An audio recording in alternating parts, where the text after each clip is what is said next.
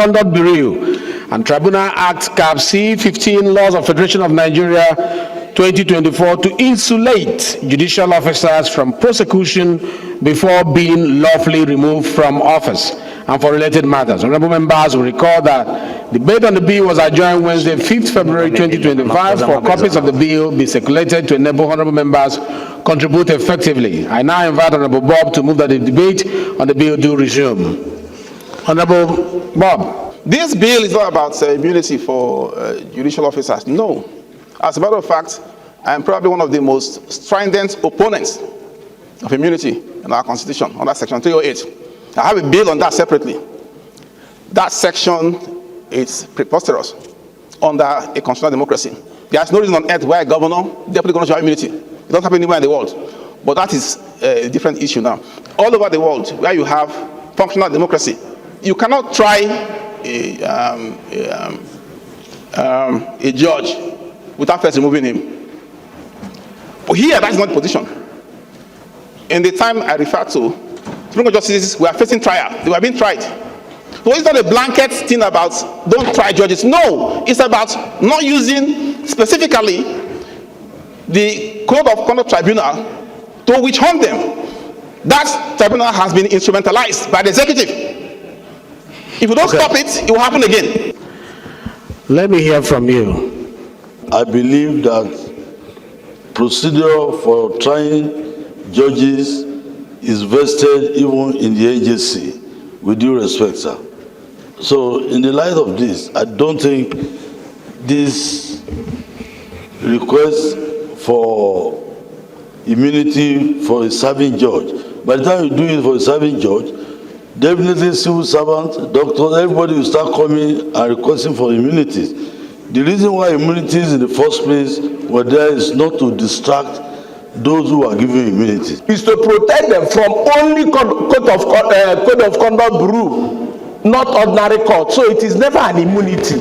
Let us protect them, but we must add that utmost good faith must be seen to be displayed in whatever they are doing, so that we must protect them. Let them be fair to everybody. Stand on your feet.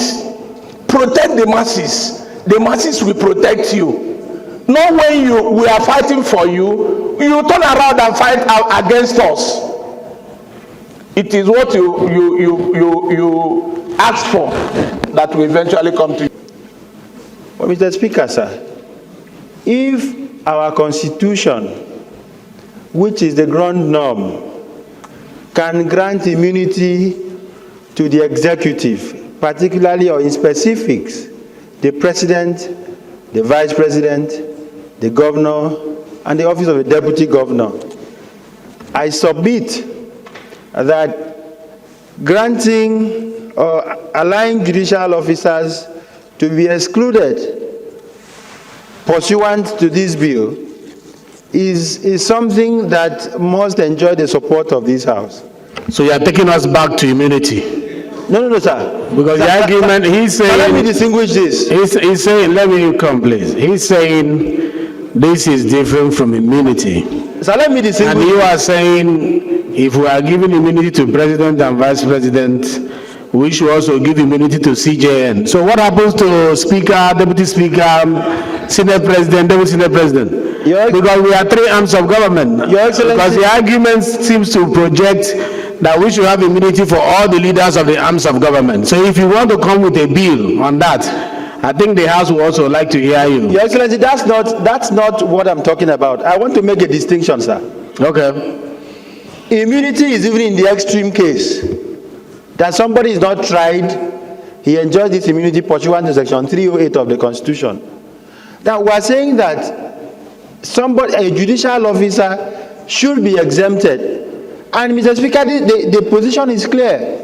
It is because of political manipulation that we must exclude judicial officers from, being tried in the Code of Conduct Tribunal. If we can, what I'm saying is, if we can grant immunity in our Constitution to the executive, Why can't we allow judicial officers to conduct their judicial office without this distraction? The judiciary is the last hope of the common man. And we have been witnesses to what happens in this country. They suffer media trial, the reputations are damaged, and at the end of it, we find out that they are even innocent. So we should allow them do their job by supporting this kind of bill, so that judicial officers may be insulated from the troubles that come with these political shenanigans. I rise again today to also still want this House to be very careful. One, I still ride on the fact that Are you warning the House? I'm advising that we do not stand here and pass a bill that will be inconsistent with the provisions of the Constitution of Nigeria. Immunity, whether in whatever name or in whatever manner, is immunity. Immunity is defined as obligating, preventing, excusing, disallowing, allowing people to enter privileges of not being subjected to prosecution. So whatever way you define it, this bill is going to excuse these people. And I submit finally to say that the position raised by our dear colleague as to the fact that the man who raised, our colleague who raised the motion order motion, to say that we should not allow this bill to stay through. I submit also that we should allow this to come in whatever manner you can protect the judicial officers, but not necessarily have to immune them. This is the lacuna this amendment is trying to create, not to give the judicial officers any immunity, but trying to streamline the process in accordance with the provisions of Section 292 of the Constitution. Before you remove or before you take a judicial officer to a court or to for any infraction that he has committed, you follow the process. Go to the NJC. NJC will investigate the matter. If the matter is found to be criminal or civil, he will face the Code of Conduct Bureau. So the process is followed, then he is removed. Just the case of Onenge. No process was followed. It was just by fiat because the law gave that gap. So that's what this amendment is trying to seek. It's trying to amend certain mistakes that were created over a period of time. It was military, and then... So can one say that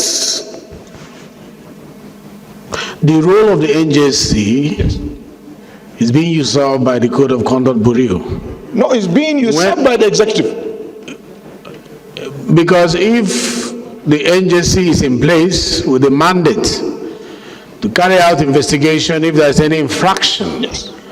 in the course of exercising the mandate of the judicial officers, their results should be what should guide any decision thereafter. Yes.